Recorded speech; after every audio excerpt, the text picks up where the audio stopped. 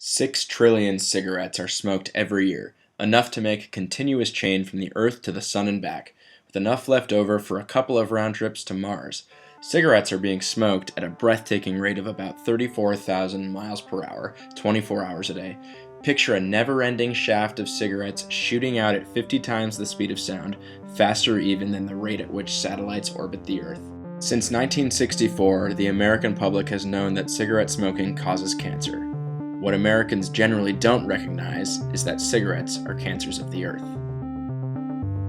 Americans are so dependent on automobiles and our constantly connected lifestyle that we say that we are addicted to fossil fuel consumption, the primary source of carbon emissions and the primary cause of climate change.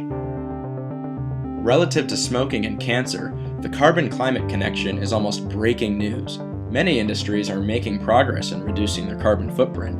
So with 40 million people still smoking cigarettes in the US, who is actually responsible for the footprint that tobacco is leaving on our planet?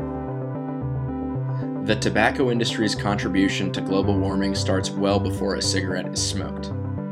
There is a myth that the smoke and heat emitted from combusted cigarettes is tobacco's main contribution to global warming. This myth misrepresents the effect that smoking has on climate change and misses the fact that the tobacco industry deforests land for tobacco farming and uses fossil fuels to produce cigarettes, both of which contribute unnecessarily yet substantially to global warming. Each year, the tobacco industry cuts down 500,000 acres of forest, mostly in low and middle income countries, to harvest and dry out tobacco leaves which get transported by gas-guzzling trucks to factories powered entirely by fossil fuels and rolled into cigarettes for their addicted customer base, which is increasingly made up of people of color, the poor, and otherwise marginalized people.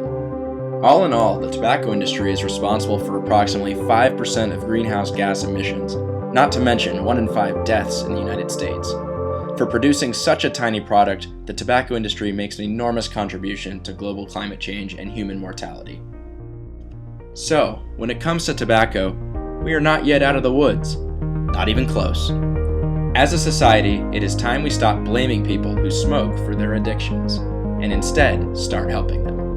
For the sake of our public's health and the future of our world, we must combat big tobacco by helping our family, friends, and fellow community members reject tobacco products. This Earth Day, Friday, April 22nd, join the Tobacco Action Group and students expressing environmental dedication in a campus-wide cigarette butt cleanup to show the University of Washington administration that we Huskies recognize the social and environmental injustices of tobacco, and that a tobacco-free policy is the logical next step in our climate change mitigation efforts.